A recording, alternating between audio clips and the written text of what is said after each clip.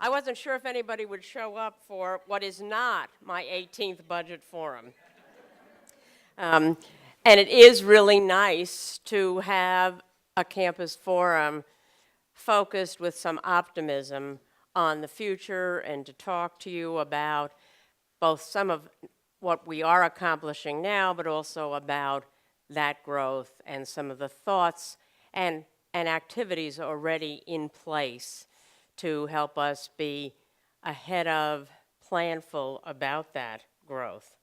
So I want to begin today with just a little bit of points of pride from this academic year, talk to you about the kinds of activities, planning activities already in place to try to keep us catching up and ahead of some of the growth that we anticipate going forward, and then obviously, as usual, leave lots of time for comment and or questions.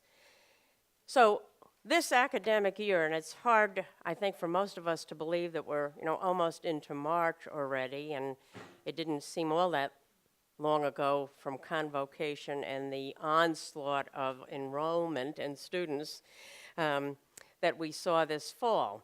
Obviously, we were targeted to increase enrollment this past fall because we received from the Chancellor's office the highest percentage enrollment targets in the system. On the other hand, I don't have to tell most of you in the room that we well exceeded those high enrollment targets. And the where did all the students come from and how come we didn't expect them was a lot of our fall conversations. What we knew and we planned for was that little over 5% funded enrollment growth. What we knew was we had a place that we thought we could grow without penalty, meaning without tuition coming away. What we couldn't anticipate, and I would say to you what has been a lot of presidential conversations with the Chancellor, is that while SDSU had a 13% increase in new first-time freshmen, fall 2012 to fall 2013, SDSU's local fall freshman enrollment went down by 17%. Let's connect some dots. Their non-local service area enrollment went up by 35, almost 36%. So our non-local local service area four-county region yield was 50%, 8% higher than the year before. And obviously, that was in large part because of some of these decisions that SDSU made.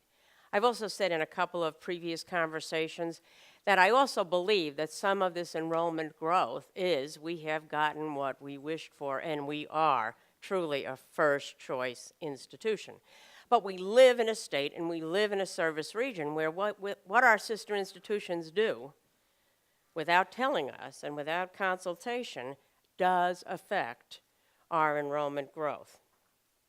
So as SDSU's mission and enrollment standards have changed, obviously another pressure from South County has grown, and we see that in particularly our first-time freshman enrollment. The wonderful news is that you all responded, that we pushed out a lot of additional course sections, that we added as soon and where we could student support services, and I would say to you that a lot of the reason that we could do that was certainly your willingness to do it, but it could not have been done without the passage of the Academic Excellence and Student Support Fee. As we talked all through last fall and into the spring about issues of putting a fee on students, we talked about how that fee would increase course sections, student support services, and library holdings, and therefore it would enable us to increase the average FTES that a student is taking, credit load that a student is taking, and hopefully let students graduate in a shorter time period, and that those two things would be worth that additional fee. And we are truly seeing that already. So we barely got over the wow, look at all of these students coming, when wow, we opened a student union this semester. And then we said about those same students is who knew they were all here, because now they are staying here, right? And they are doing, and we are finding that as, we mature and open a student union, that students have a place now to stay, to hang, to eat, to, do business in student organizations, and the campus feels in this year, I think to most of us, like a different, a more student populated, a more energized place than ever before. And some of us probably didn't understand that it could get more energized when we thought there was already a whole lot of positive energy. So sort of, obviously both of those are in this academic year. We were penalized by being over-enrolled last academic year. So I'm talking about now 12-13, as Chancellor Reed had promised we would all be. However, we chose to ask for some relief from that penalty to Chancellor White on primarily, well, on the basis of one, we manage our enrollment well and this overage was not our fault, but also because with the building and the populating of the student union, we have spaces on campus that need renovation for new homes and people being able to move into space. And as you know, that's not funded anywhere in the system. So we got most of that money returned so that we at least have some money to begin some of the renovations for the space now vacated by the student union. You already know for next year, we have been given again another significant enrollment increase.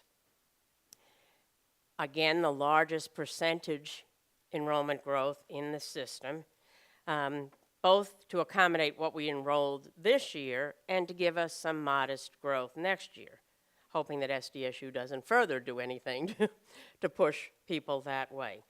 Our system is growing, at least growing in terms of funded FTES by 8,350 FTES. 650 of those were given to us for next year. So clearly, we are 13% of the new growth.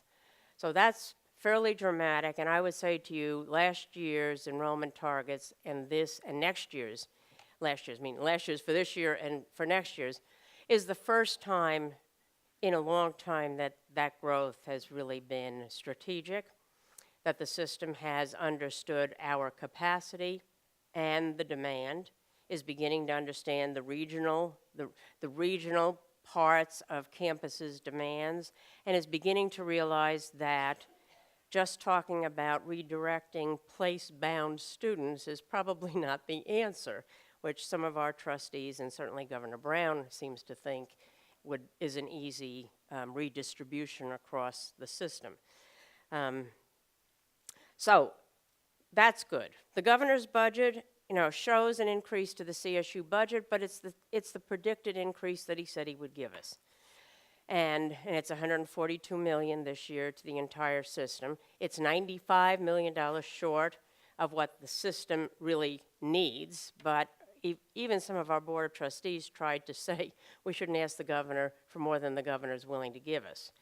Fortunately, that didn't pass, and we actually submitted to the governor a budget in excess of $142 million by the $95 million. But so while the governor has set his budget on the promise he made, and I know that some of you have read and heard that other campus presidents have told their campuses what that allocation means to the campus, I will tell you, we don't know that yet. Because the other part of a chancellor being more strategic means if you heard or read, and I'm going to talk about them in a minute, he has some things he wants us to focus on, and they're not new if we go back to the Access to Excellence strategic plan of retention and facilitating time to graduation, hiring more full-time faculty, et cetera. So depending on how he may adjust the allocation that comes to the system, there could be, we don't know exactly what the allocation to campuses are yet. So I am not holding anything back. I would say to you, some campuses who think they know are guessing on past practices of allocation, and we're not through the conversation about whether there will be any changes to that past allocation model. We will obviously, as an institution, continue to advocate for what we need and why, and we are not only high demand, high capacity institution in terms of student enrollment. I also would say to you, and you know it, and it's because of you, we are probably one of the most high performing institutions in terms of how we've changed and improved retention, we've improved time to graduation, and we have closed the achievement gap. And I would say to you, hardly anybody else in the system has done all of those three things if they are system campuses who take this, the kind of first time in college freshmen that we do. That is, they don't raise their admission standards to raise their retention rates, right? So what are some of the current activities that we are already engaged in that help us begin to think about this growth of students, this growth of physical facilities going forward? Well, I would say to you, the overlaying parts of what we do that again are not uniformly everywhere is, we've had a university strategic plan since 2005 that really hasn't changed. Every division's plan aligns with that. In addition to those division plans aligning with a university strategic plan, we have a diversity strategic plan, an information technology strategic plan, and a veterans strategic plan, all that align and help us annually benchmark, annually look for ways to improve, and obviously we use those strategic plans within divisions and university-wide to also look at how to allocate resources to what are our goals. Now, that's nothing really, beyond being smart, but a lot of our sister campuses aren't quite that smart. And so absent all of those plans, they're like, they don't know how to move forward in good times or in tough times because they don't have that framework that's fairly universally accepted. What else do we have? Well, in academic affairs, we have LAMP, the Long Range Academic Master Plan. They produced a report last year, and they're continuing to work on developing both a prioritization, that are of viable, relevant academic programs going forward. Obviously, as we continue to grow, we can look at adding, hopefully, more of those than we might have anticipated, but we don't have to, because we're growing, start from square one and say, gee, what would be the next academic programs? That has been a process in place that continues. Facilities planning. Obviously, I didn't mention a facilities plan, but obviously we've had a campus physical master plan that we have adapted and adopted as we've either changed needs or had for example, private partnerships. But we continue to look at how we use current and how we would use future space. In terms of several examples that we've been through, whether it was occupying social and behavioral sciences, which left a lot of space to be repurposed and renovated, and now the University Student Union, which I've said to you before, is a wonderful, huge, almost 98,000 square foot facility. But a lot of that is not space that are people moving into. There's a much smaller part of that student union, obviously, that has the spaces for student life and leadership, for ASI, et cetera. But nonetheless, now there's space available in several places for those buildings. So we have had a provost space advisory committee that have brought recommendations up through the academic affairs side. Each of the divisions have brought up their needs for either expanded space or just differently configured space. And we now have a university-wide sense of where we might move some folks to better accommodate their needs today and hopefully a bit into the future. You know that we're in the process of renovating University Hall for our School of Nursing to come to campus for the first time. That we've obviously broken ground so that our Student Health Center can move to campus also, so that we can bring both of those to campus. The School of Nursing has obviously never been on this side of Twin Oaks Valley Road. You know that we were gifted Veterans Center building, and we are working on building the pad and infrastructure and then have to rebuild the building. And I would say to you, and I'll talk about maybe a little bit about it later, that gift doesn't come without a price to do some of those things. But a gift indeed, and a gift that, because of the gifting, allows us, I think, some real philanthropic opportunities to get the cost of that pad, infrastructure, renovation, furniture purchased. We are, and several people have asked me this, we are submitting in March the first reading to the Board of Trustees, and then May, hopefully the final approval from the Board of Trustees to actually expand the Clark Fieldhouse to include a full court basketball gymnasium.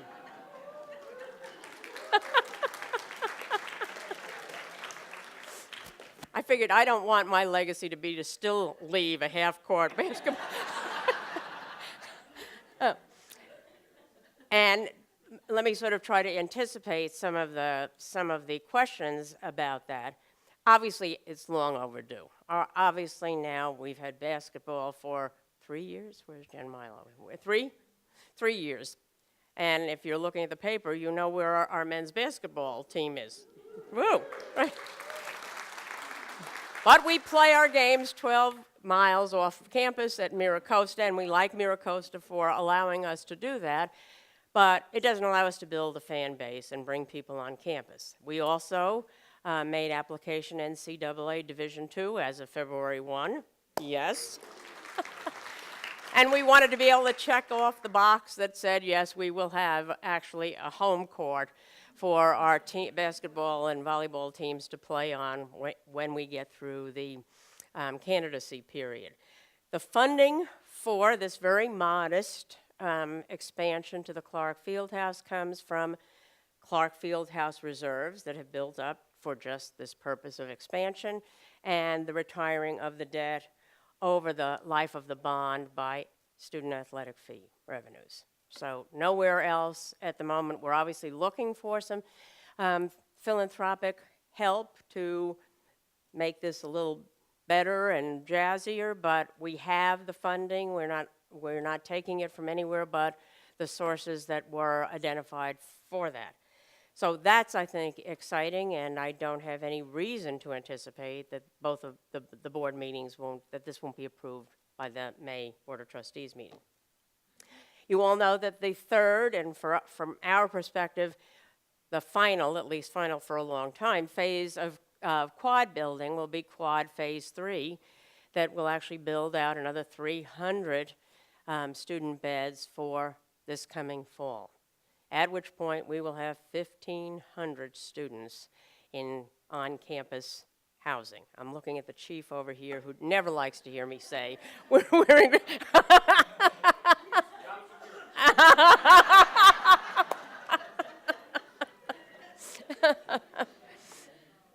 But what you know is, one, the quad remains, despite the difficulty we had with the system to get through that. I can never even say get their approval because we actually didn't, right? I'm looking at Linda. But it has allowed us to obviously build more student housing, not with hitting our debt ceiling. And had we built that student housing on this side, on our side of campus, we would have been unable to build a student union because of the debt ceiling. It was smart. It allows us, obviously, to recruit a bit more international students, and we'll talk a little bit more about that, to have out-of-region students, to create more learning communities. So all of that has been, I think, really good. And Obviously, we are in the plan, has the plan to finalize or for urban villages to complete Quad Phase 3 for next year. You know, we are slowly increasing our international student population.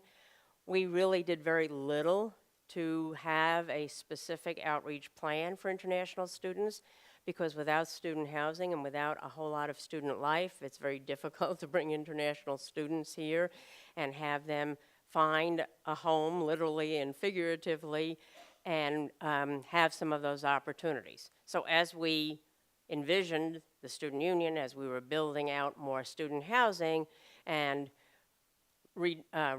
sort of reinvigorating the Division of Global Affairs, we said, okay, it's time now. We can more actively recruit international students. It helps, you know, increase sort of the multiculturalism and the global awareness on this campus, provides a whole lot of richness from my perspective in the classroom, and we now have a lot of what would attract international students to this campus.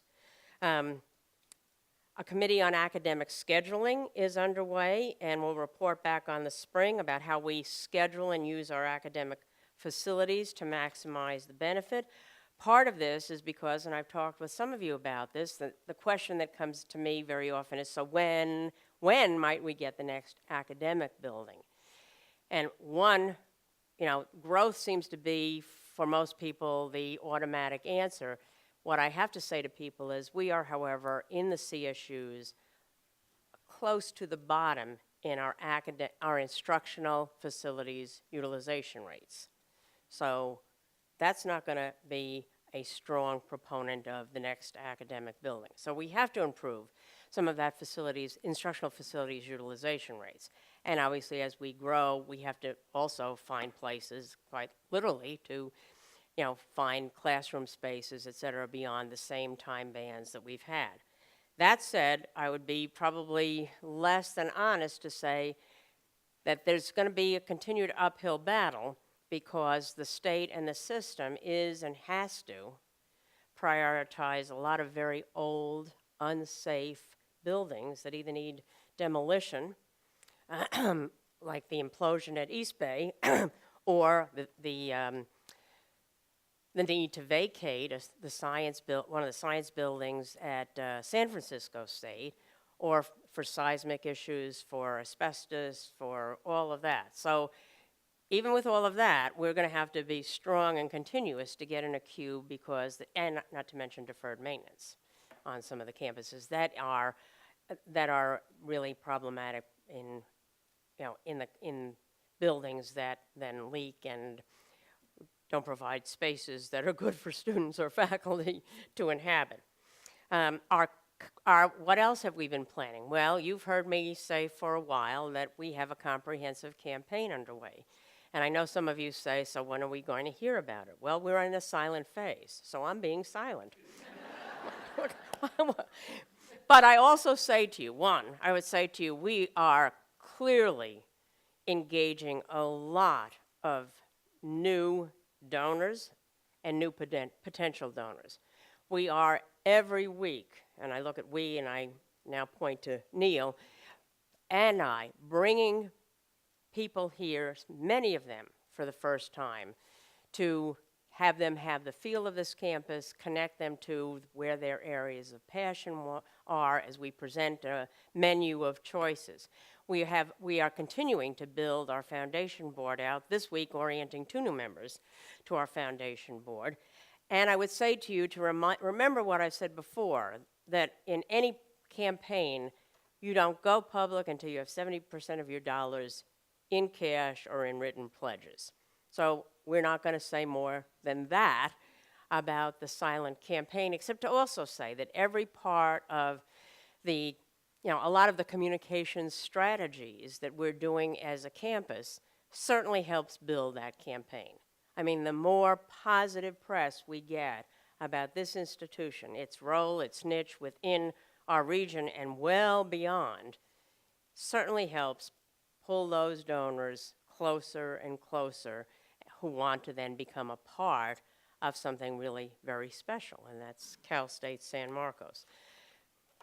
The other part of the communication is right around the corner is our 25th anniversary, which we will celebrate in 2015, which is obviously not that far away. We have formed a steering committee, or it's being formed, with University Advancement is leading that effort.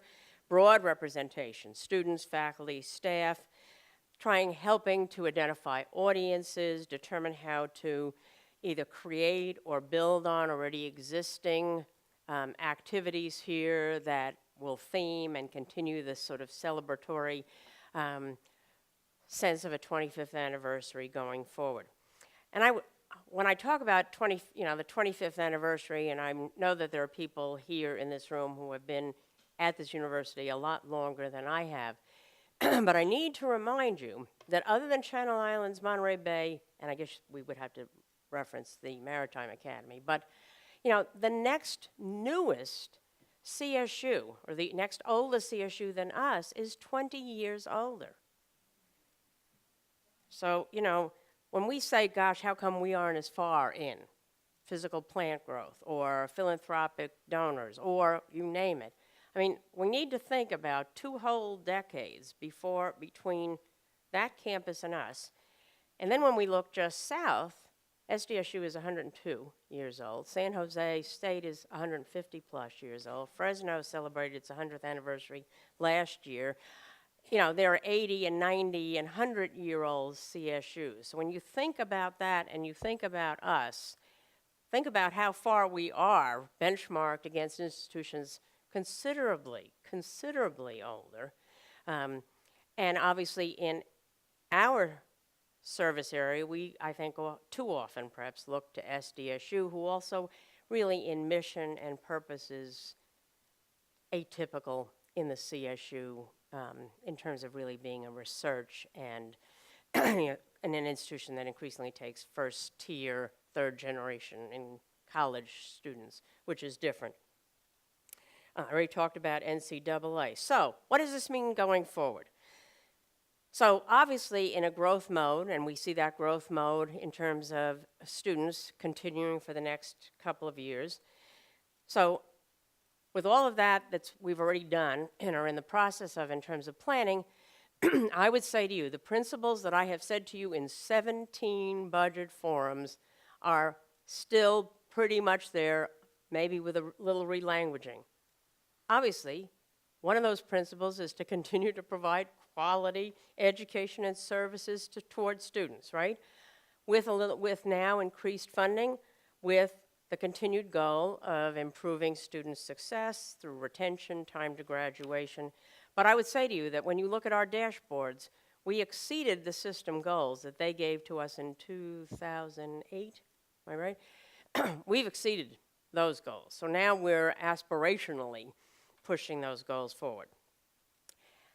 The second principle, obviously now we don't need any longer to protect jobs, but now the second principle is to build back our workforce in a way that meets the changing needs of our students, the modern university, and within all of the strategic plans I've already referenced. And obviously the third principle that we've had for 17 budget forums remains: continue to plan for the future. So talked about the fact that, how different we are from so many of our sister campuses, that we actually have, not only do we have strategic plans, which I talked to you about, we have all of these cascading strategic plans that align up. More importantly, we actually live them. I mean, anybody can have strategic plans. It's the execution of the strategic plans. It's the ability to annually step back and look at how we've achieved them. And I would say to you that Matt and I were in a meeting with system people who were having us look at dashboards. This was around student success. And when they were looking at the system ones, and when they got to ours, they were like, wow, you've already closed the achievement gap. And Matt and I said, we know. I mean, like they thought this was going to be a surprise to us. But it was like, how did you do that? And, you sort of step back, and this is often how the system is like, how could you have done that? And how did we do that? Because years ago we said, long before the system made us say it, retention, and time to graduation are problems? What do we know about practices? What do we need about resources? And then you begin to say, what are the practices, align the resources, and measure progress, right? And continue the improvement. We have done that. That was just one recent example that tickled me in one sense about, they thought we would be surprised to know our own data. We also, because we have the technology strategic plan, a diversity strategic plan, a veteran strategic plan, we also have, in those more specialized plans, very dynamic, interactive ways of looking at those. All of those plans obviously help divisions prioritize what comes through UBC, how we allocate our resources going forward. So when the Executive Council said, okay, so what else? When we look at this growth, what else do we know or need to be ahead of? So we know we'll have more students. We know we need to continue to support them in their first year and subsequently through to graduation. We know there's a task force charged by our provost examining the undergraduate experience. The report is due in April. Those recommendations will continue to guide us about, what do we know? Our best practices, what are we already doing, and how will that guide us into ways and places that will improve first-year experiences. And obviously, we all know that when we improve first-year experiences and retention, we've really improved the pathway for those students to graduation. We know we need to improve enrollment management more accurately. So we have a number of initiatives on campus underway that support course scheduling, student advising, pathways, and analytics for deans and department chairs to be using in course planning. We are implementing right now a business intelligence tool that will expand our capabilities beyond what we already have in Radar, and we're part of a multi-campus collaborative to implement an e-advising system and a course schedule assistant for students. The latter two were funded through the system's student success funding that we competed for.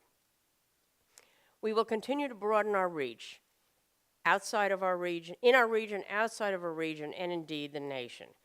We'll invest a little bit, certainly more purposively, in governmental relations function, so we can increasingly connect faculty research and research opportunities with federal grants and funding, assure our legislators, not just when the system tells us to and how to, but on a more continuous basis, our legislators about what we feel the need is, whether it's on student aid, federal grants, research support, and increasingly take a more active role in some of the national and policy agenda conversations. We need to continue to optimize the delivery of our services, whether they're administrative, student, or academic. So we're going to create a steering committee to examine how we maintain, or in some cases create, a more welcoming campus and provide effective services and to our communities. And that's just a wide array that we're beginning to think of things that, go from better and more effective signage to looking at parking as two examples on a spectrum of what does that mean. But more students, more community events, more people on campus. We know there are some things we need to look at cross campus. We need to, even with more resources, we continue to need to be strategic about the best use of those resources going forward. So developing business plans for how we expand self-support programs, international and out-of-state recruitment, global partnerships, entrepreneurial endeavors, other public-private partnerships. We have had some of those in place, but to date we've done them with a little bit more idiosyncrasy depending on the partnership or the opportunity. We're now going to try to step back and at least look at business models that would have embedded set of principles that could be applied across different kinds of partnership activities. I referenced the Chancellor's first State of the System address. In fact, I think people would say it was the first State of the System address ever, not just this Chancellor's first one. And if you saw it or heard him, I would remind you that what he said, he set 7 goals, and I think you'll hear that they connect to us in each one of them. Hiring tenure track faculty, enhancing advising through hiring additional staff, as well as increasing the use of technology, expanding efforts to alleviate curricular bottlenecks with more fully online concurrent enrollment courses in the new CSU course match program, increasing student preparation through early start, expanding high impact practices, expanding data-driven decision making, bolstering degree completion for transfer students. You also probably heard Chancellor White commit to investing $50 million in these 7 key areas. And we don't know the details yet. And the president's met all day Tuesday, and this was certainly a part of our conversation, and connects back to what I said earlier, is until the decision of what did he actually mean by that and how much some of his initiatives might be in RFPs or in strategic allocations, not just in FTES growth. We won't know that whole picture. But I think in his mind, the $15 million is not just this year. The $50 million references some of what's already in progress.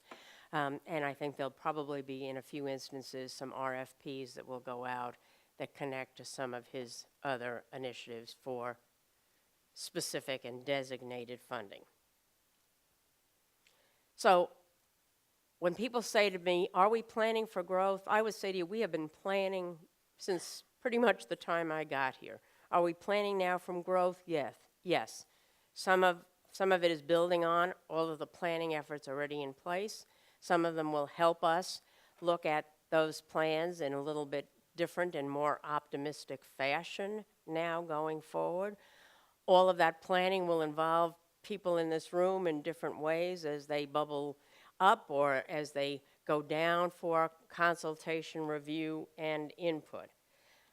Now, I've said all of that, and I know that even with all of the contract negotiations closed this year and a minuscule amount of compensation increase, and a campus that has worked at a fairly furious, fast-focused pace during 6 tough years, that there's still cumulative fatigue, there's still some morale issues, and there's probably still some disbelievers on campus that we can handle growth in ways that will positively affect our students, because that is the goal, and also help our employees to regain a little bit more sense of resources in their areas and direction of those resources toward our continued goals.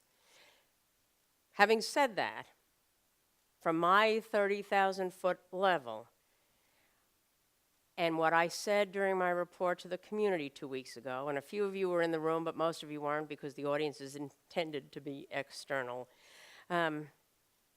that over my now 10 years here on this campus, the incredible amount of progress that we have made together with focus, with goodwill, has been incredible. And I would say immeasurable, but there are measures of some of it. And I said at the report to the community, and you may have seen the 5-minute version, but in 10 years that I have been here, in 6 of those years, the toughest economic times that the nation has known in public higher education, we doubled our student population. We doubled the number of buildings on this campus.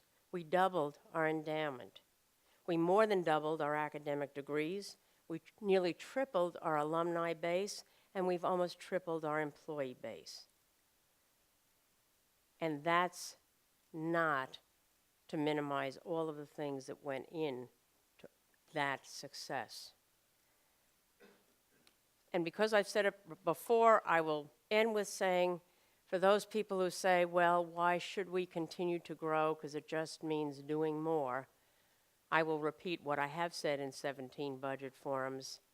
To not grow is to have reduced budgets, A. B, our mission as an institution at Cal State San Marcos is a master plan that envisioned the need for this institution to be 25,000 students. And we are now not quite halfway there. This region expects us to step up and do more, and the demand in our region, in terms of the one of the few places in California growing, and the first choice institution we have become, really demands us also to continue to grow, but to grow with planning, to grow with the comprehensiveness of voices at the table going forward.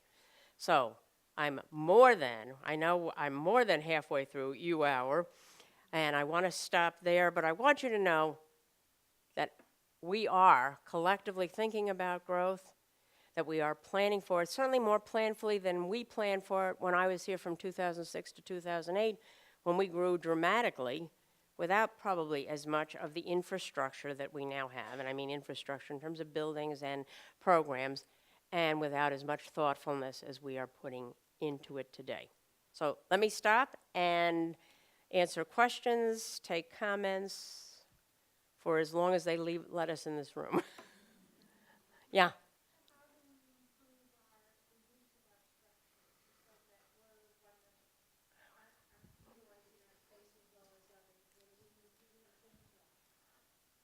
Well, we would have to teach beyond the hours we currently teach and more on the days we don't teach. We'll have to use classroom and lab space later than 5 and 6 o'clock at night, on Fridays, Saturdays, into the weekends.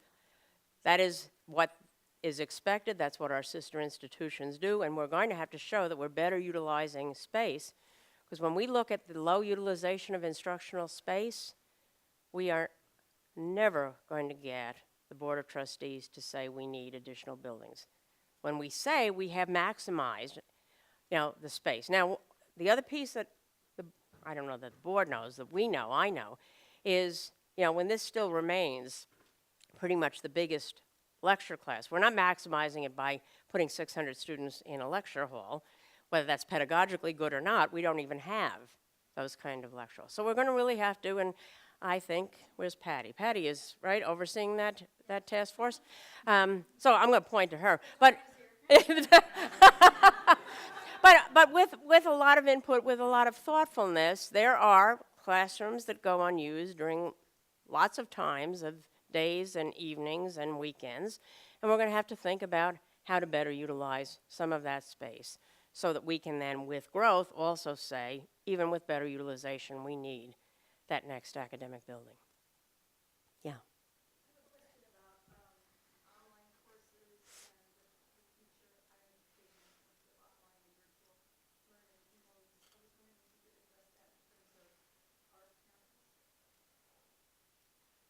Yes. I mean, I can try. Now the target's back on my head, so. Yeah. And I would say to you that I got this question at the Union Trib editorial board meeting that I went down to a couple of weeks ago. And they said, is there a role for online learning in public higher education in the future? And my first answer was absolutely yes. And I would say on this campus, absolutely yes. And you all have heard me say this, I think, in different ways, in different form. One, I would not say and be a proponent of it's good for every student population equally. It may not pedagogically be good for every course or curriculum program. On the other hand, the CSU's mission, and this campus's mission, is embedded in access and opportunity. And if we see, one, that progress to degree is because we can't, even if we have money, get courses out to students because of their life, right? Because they can't get to campus or spend more time on campus, because we have a lot of working students and students with child care and family care who commute, et cetera. So when you look at online for access and opportunity, when you look at online and its significant outcomes for certainly graduate student populations, for upper division students, clearly a role. When you look at it for first time in freshman educationally at risk students, I think we have to step back and think about whether pedagogically it's successful and with what kind of infrastructure. I think I think it has to be part of the future plan for public higher education anywhere. It is not going to go away. It's going to become more and more present. The governor, gosh knows, our governor, thinks it's cheaper, which we know it is not. It is not because it's cheaper, nor is it because it's going to make us a profit, because it isn't, if you do it well, less expensive. But if you do it because it's enhancing access, it's increasing or facilitating time to graduation, then I think it is one important vehicle for us to examine and for us to use, and I hope we do some more of that here. And that's online, and I know you didn't ask me about extended ed because they're different, and one is, a pedagogical tool, and the other is a funding and revenue mechanism, but I think we have done it better as a campus than many. We are going to have to use those. I have said it to you before, times are getting better, but the governor's return on investment to the CSU is minuscule when you look at the $1 billion that the state took from the CSU over 6 years. That return is very little given the funding cuts. And I have said to you before, nothing in however optimistic I may be, and I am, that's not coming back. We don't see it coming back in any other state. I have colleagues nationally who run public universities where less than 18% of their entire operating dollars comes from the state. Lots of colleagues who are envious that we now get 50%. We used to get 70-some%, right? But it's not going to come back. We need to find ways to provide access through different mechanisms. We need to find ways to have it through different revenue streams. It seems to me reasonable and obvious. Do we need to, and we haven't, should we be jumping on and pushing forward things that we don't think where our faculty have the support, either in professional development or support technology services to do? No. Should we be leaping into MOOCs without thought? Well, we watched what happened elsewhere about that. You need to be much more thoughtful about the role of that. Yeah, I think it certainly is already on our campus. It's already here. And I think we will continue to expand and explore where it's reasonable and meaningful.